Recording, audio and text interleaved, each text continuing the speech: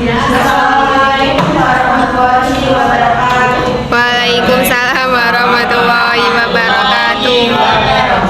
Sebelumnya perkenalkan kami dari kelompok biologi saya ingin mempresentasikan hasil dari diskusi kelompok kami. Sebelumnya saya Siti Marina Syafira. Saya Isma Amelia Putri. Saya Di sini kami akan mempresentasikan hasil diskusi kami. Isi dari presentasi kami yaitu yang pertama ada definisi laporan laboratorium, yang kedua ada dasar pengaturan, yang ketiga ada penjelasan laporan laboratorium, yang terakhir pengakuan akuntansi. Pertama yaitu definisi laporan laboratorium. Laporan laboratorium adalah sumber utama informasi tentang kinerja keuangan atau memasuki materi yang pertama yaitu definisi laporan laboratorium. 1. Laporan laboratorium adalah sumber utama informasi tentang kinerja keuangan entitas untuk periode pelaporan. Laporan tersebut berisi total laporan laboratorium yang memberikan gambaran yang sangat ringkas atas kinerja keuangan entitas untuk periode tersebut. Yang kedua, laporan laboratorium adalah total penghasilan dikurang juga, tidak termasuk komponen-komponen penghasil komprehensif lainnya. Yang kedua, ada materi dasar pengaturan. Satu, laporan keuangan menyediakan informasi mengenai posisi keuangan entitas pelapor yang merupakan informasi mengenai sumber daya ekonomis entitas dan klien terhadap entitas pelajar. Yang kedua, ada informasi mengenai kinerja keuangan entitas pelapor selama suatu periode. Terrefleksi dari perubahan sumber daya ekonomi dan klien selain dari mendapatkan tambahan sumber daya secara langsung. Yang kedua ada informasi mengenai kinerja keuangan entitas pelapor selama suatu periode. Terrefleksi dari perubahan sumber daya ekonomi dan klien selain dari mendapatkan tambahan sumber daya secara langsung dari investor dan klien. Yang ketiga ada entitas menyusun laporan keuangan atas dasar aktual kecuali laporan administrasi. Yang keempat ada akuntansi aktual menggambarkan dampak transaksi dan peristiwa serta kondisi lainnya atas sumber daya ekonomi dan klien entitas pelapor dan periode saat data tersebut terjadi. Meskipun penerimaan dan pembayaran di periode yang berbeda.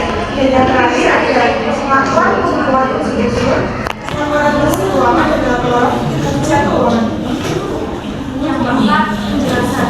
1. Laporan laboratorium mencakup angka-angka kumulatif pendapatan dan hubungan dalam rupiah dan valuta asing sejak awal sampai dengan tanggal laporan. 2. Laporan laboratorium membuat pendapatan yang berupaya membedakan antara unsur pendapatan dan beban yang berasal dari kegiatan operasional dan non-operasional. 3. Jenis pendapatan utama dari operasi suatu bank antara lain pendapatan bunga, pendapatan komisi dan provisi serta pendapatan jasa lainnya. 4. Jenis keuntungan bank antara lain keuntungan dari peningkatan nilai wajar aset keuangan, penurunan nilai wajar liabilitas keuangan, keuntungan penjualan aset keuangan, keuntungan transaksi spot dan derivatif dan transaksi dalam mata uang asing. 5.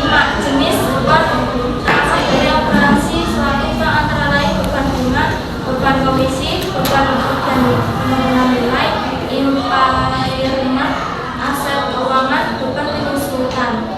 Yang kelima, pengakuan akuntansi. Pengakuan dan pengukuran. 1. Pendapatan bunga diatur secara aktual menggunakan suku bunga. Metode suku bunga efektif merupakan metode yang digunakan untuk menghitung biaya perolehan diamortisasi dari aset keuangan atau liabilitas keuangan atau kelompok aset keuangan atau liabilitas keuangan, dan metode untuk mengalokasikan pendapatan bunga atau beban bunga selama periode yang sama.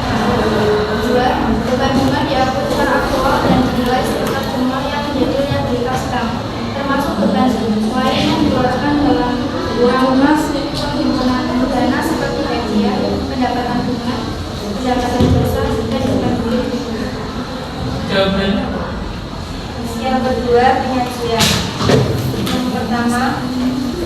laporan laba rugi disajikan dalam bentuk berjenjang atau multiple series. Yang kedua, penyajian dan klasifikasi pos-pos dalam laporan keuangan antar periode secara konsisten, kecuali satu, setelah terjadi perubahan yang signifikan terhadap sifat operasional bank atau review atas laporan keuangan.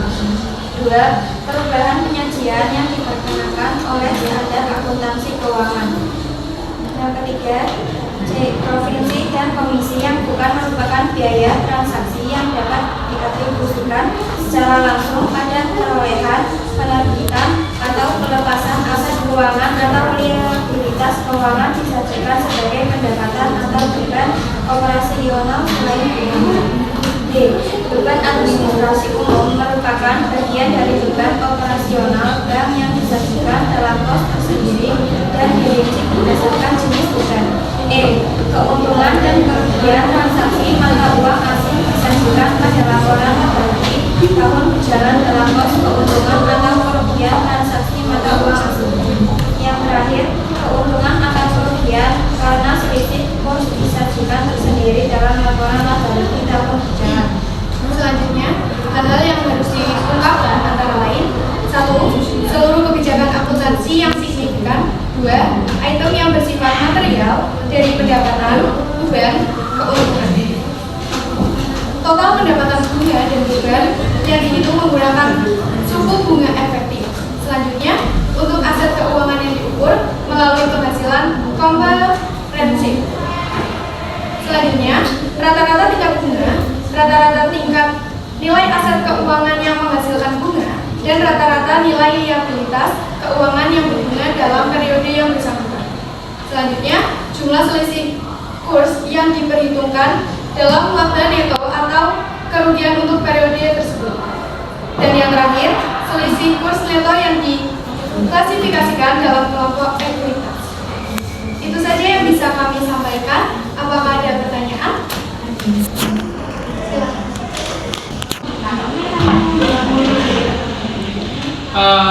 Sebelumnya, terima kasih telah menjelaskan. Saya ingin bertanya, untuk bab laporan laba rugi, apa saja yang harus diperhatikan dalam pemeriksaan laba rugi? Terima kasih.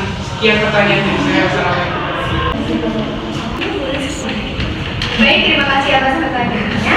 Izinkan kelompok kami untuk menjawab pertanyaan tersebut.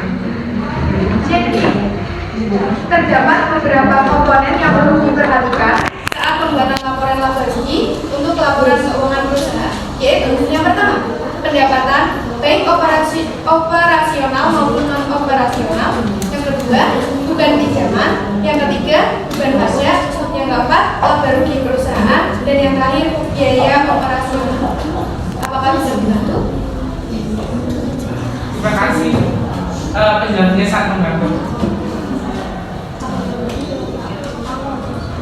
Mungkin itu saja yang bisa kami sampaikan. Kurang lebihnya mohon maaf. Sekian, terima kasih. Wassalamualaikum warahmatullahi wabarakatuh.